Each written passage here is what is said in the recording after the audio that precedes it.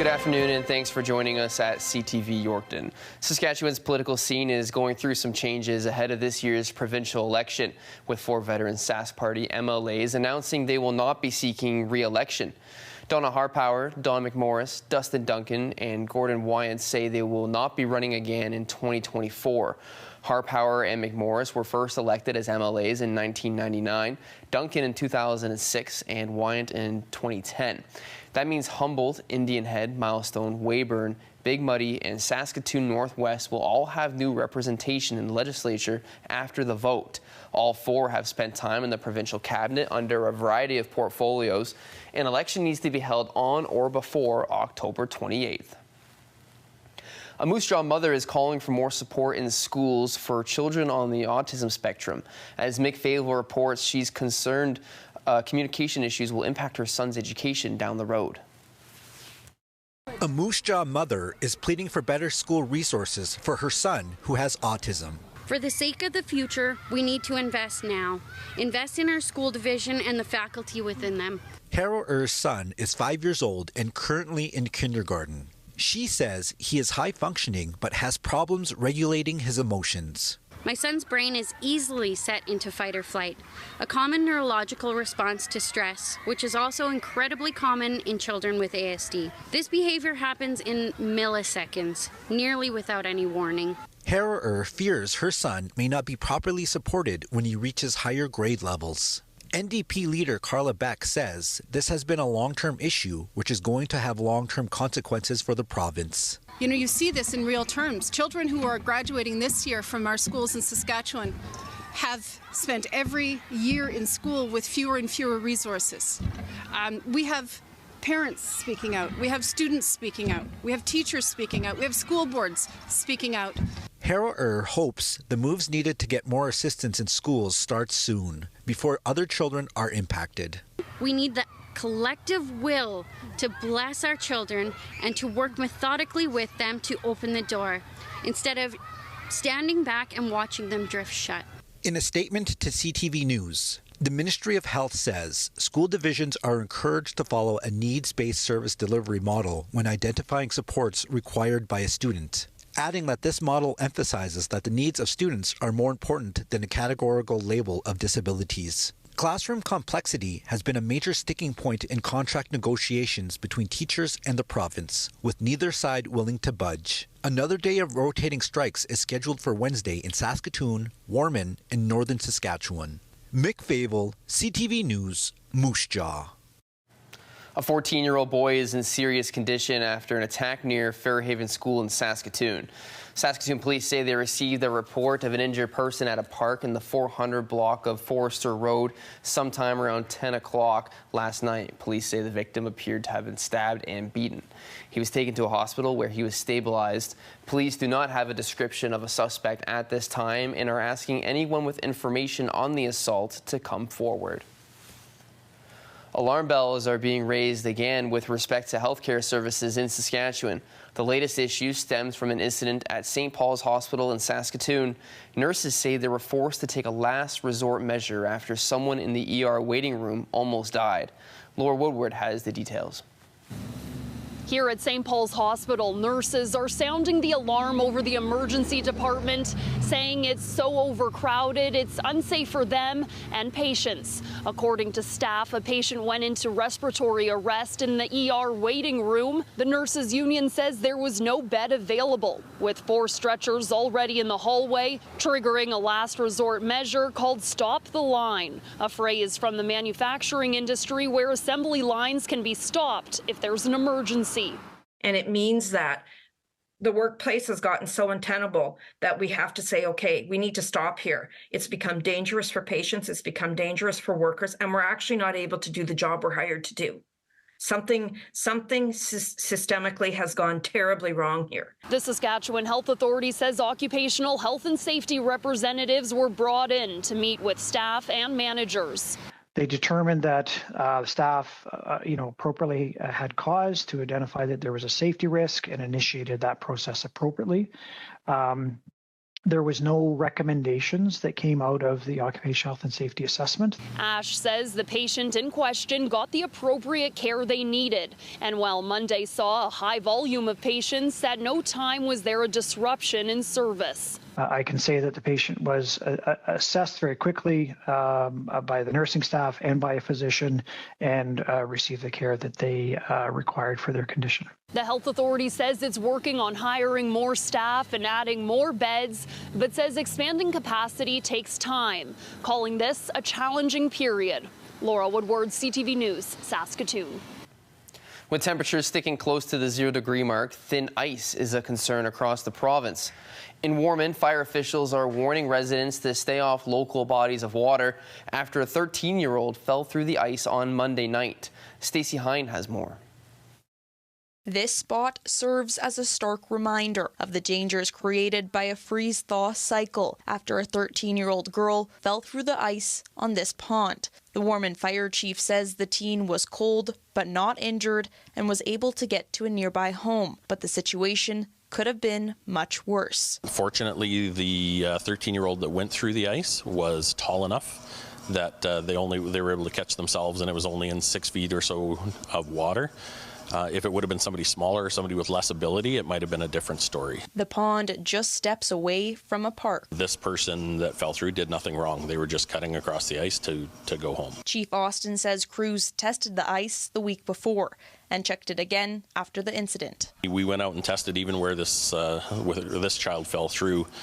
10 feet away, the ice is 20 inches thick, so it's very random. The Water Safety Agency says ice can be unpredictable at times and advises the public to check ice thickness before walking on it. Austin says if you happen to fall through, here's what to do.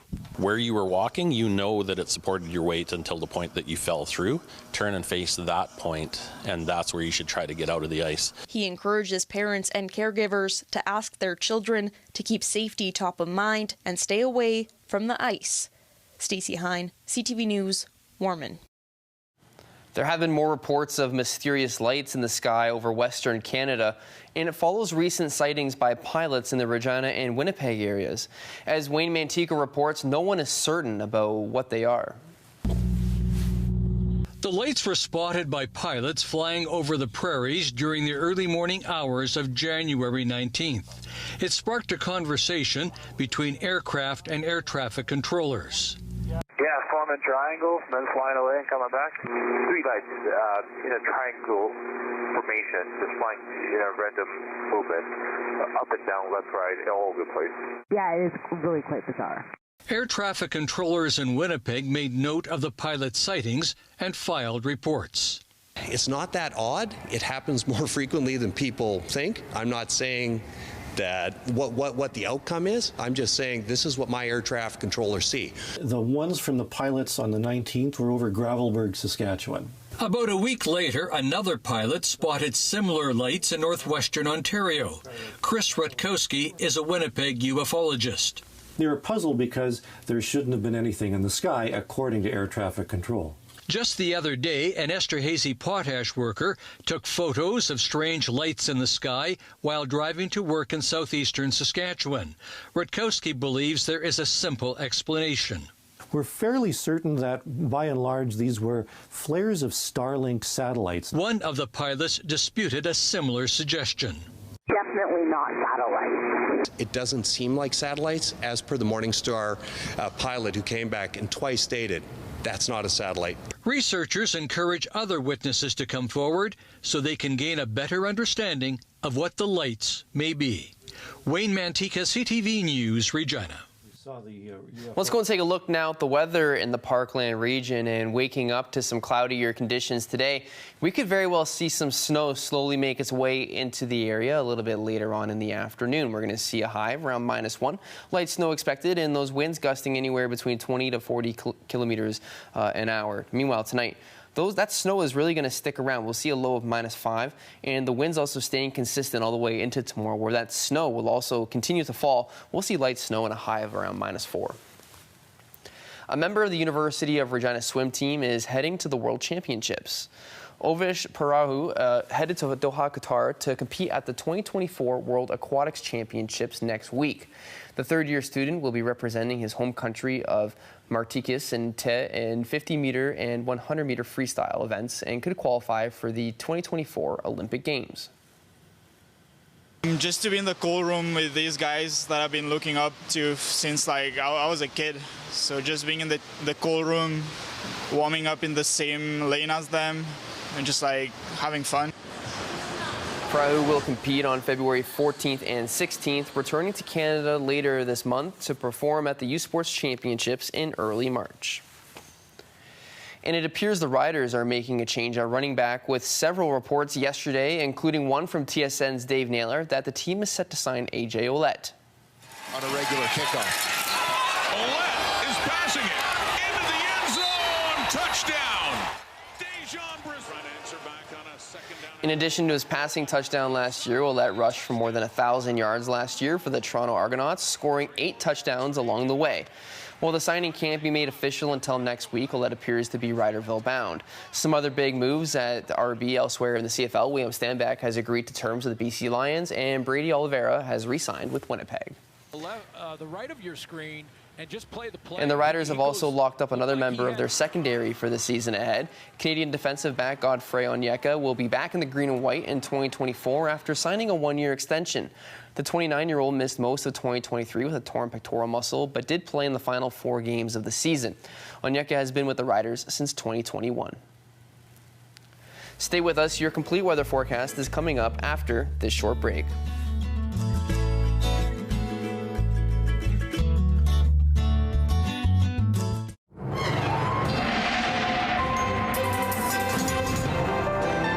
Welcome back. It's time now for your weather forecast, starting with a look at our CTV weather cam shot for today. And as we head on outside, we slowly anticipate some snow to start falling a little bit later on this afternoon, but we're waking up to those mainly cloudy conditions for today. Let's go and take a look now at the radar and satellite. We can see some systems making their way through the central parts of Saskatchewan, eventually reaching the Yorkton area.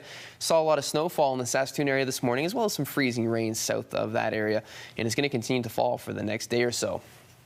Here's a look at the weather tracker now. We can see that system making its way into that Parkland region a little bit later on tonight, but southern Saskatchewan will be heavily impacted by that snowfall, and we're going to see about 5 to 10 centimeters in the southern parts of Saskatchewan now waking up tomorrow, while that snow will be well over the Yorkton area, where we will see that majority of the snowfall last until about a little bit later on tomorrow afternoon. Here's a current look at temperatures around the province. It is a fairly nice day out there despite that snow falling. -2 in Swift Current, -1 in Assiniboia and Moose Jaw, -5 in Saskatoon, 0 degrees in Regina, -3 in Yorkton and Wynyard, -1 in Estevan. A little bit further north, -9 in Spiritwood, -8 in Prince Albert, -6 in Melfort. It's also -8 in Nipawin and Hudson Bay. Here's a look at conditions around eastern Saskatchewan. We are seeing lows of -7 tonight in most communities. We'll see some partly snowy conditions as well. Melville, -6 with some heavier snowfall expected. Meanwhile, tomorrow, that snow is really going to continue. We're seeing -4 in Humboldt, Watrous, and Melville, -5 in Wynyard and Hudson Bay, and -6 in Swan River. We can expect that snow to last until a little bit later on Thursday evening. Meanwhile, tonight in the Yorkton area, we'll see a low of -5. There'll be some snowfall overnight, and waking up tomorrow, that snow is really going to continue as we make our way into Thursday. We'll also see a high of around -4. Now, the winds are also staying fairly consistent, 30 to 40 kilometers an hour. Here's a look at the 7-day forecast now. Well, that snow continues into Thursday. Friday, we should expect it to clear up, but those clouds will remain. We'll see some mainly cloudy conditions heading on into the weekend with highs of -6. Now, the overnight lows start to get interesting as we make our way into the weekend. It gets a little bit colder out there with those double digits. We'll start the new week off with some partly cloudy conditions and a high of -3. Do you have a community event you would like to promote? Or maybe you'd like to draw attention to your organization? Let your local CTV station help you spread the word. Contact us at 306-786-8444 or email yorktonnews@bellmedia.ca. You can appear on CTV Yorkton's News at Noon and get your message to our viewers.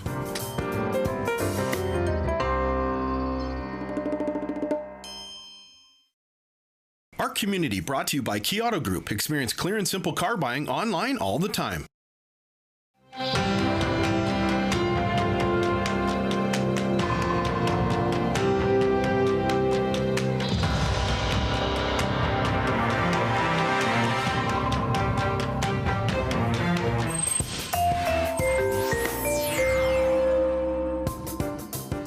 Welcome to another edition of the Wheatland Cafe. I'm CJ Katz.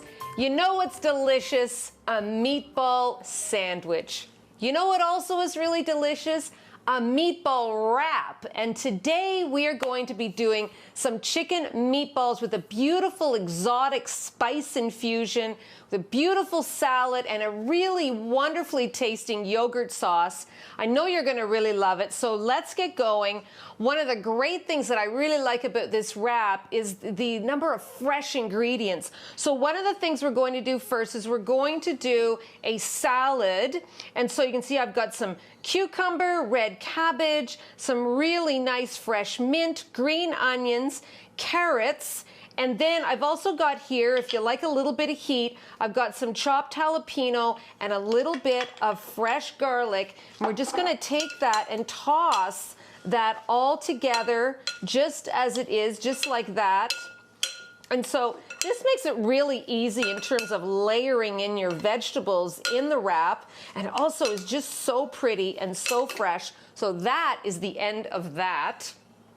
The next thing we're going to do is we're going to do the sauce. And so here I've got a teaspoon of smoked paprika, a teaspoon of cumin, a pinch of salt and pepper, and to that we're going to add in a cup of plain yogurt. And yogurt, unlike sour cream, it's got a bit of a zesty note to it. And so I'm just going to take a whisk here, and I'm just going to whisk all that together. What's also great about this salad, this wrap rather, is you can do a lot of this in advance and finish prepping it when you get home from work. And so that is that for the yogurt dressing. If you're not going to use it right away, make sure you put it in the fridge. And then we've also got some flour tortillas, which we will warm up, and that's what we're going to use to wrap the wrap in. And then over here, I have 2 pounds of ground chicken.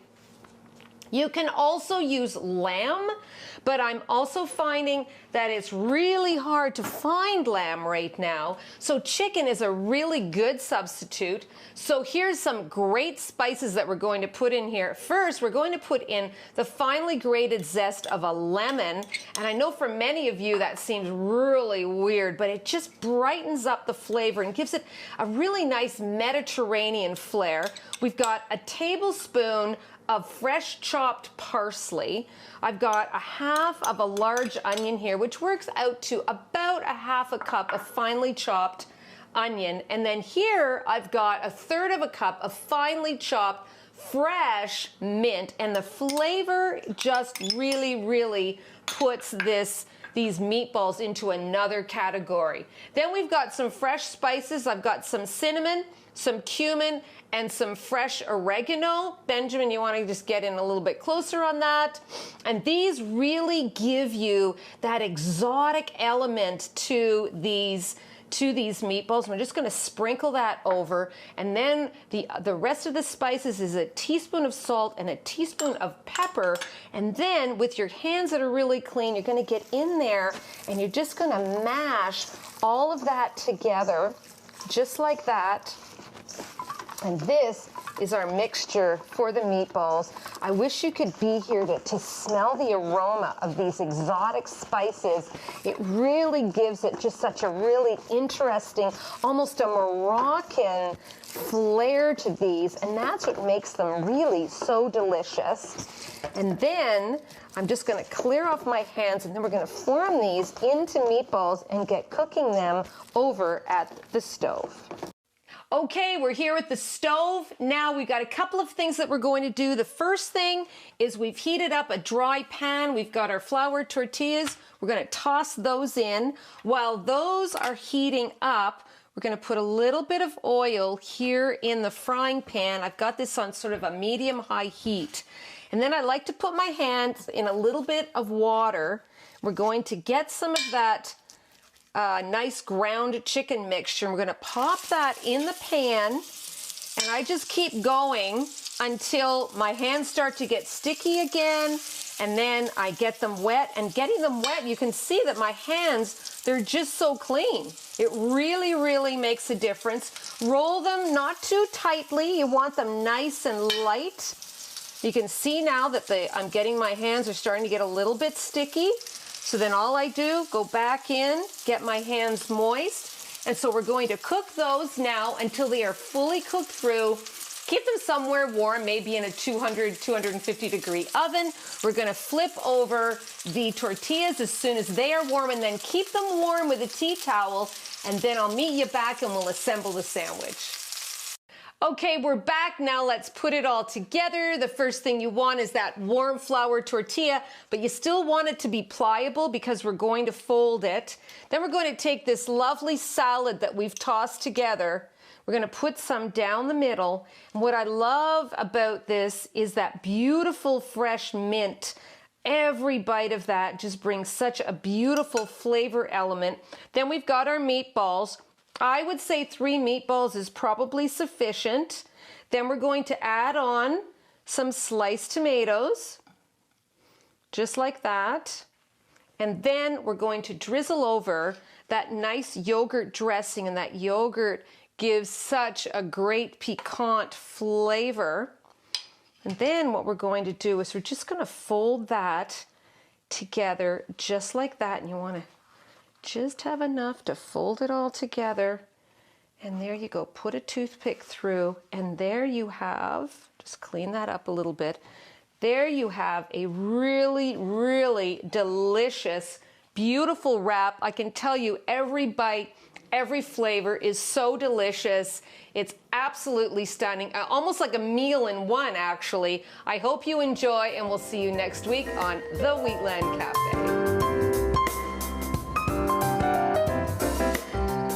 Certain age, you'll remember a new Coke, but this is a little bit different than that. Coca-Cola is introducing a spice flavor. It'll go on sale in Canada and the US later this month, and the company says people will notice a raspberry flavor with the spices already in a Coke amped up. Kind of weird, but maybe you're into that flavored stuff. That's all for us at CTV Yorkton. CTV Regina continues after this short break.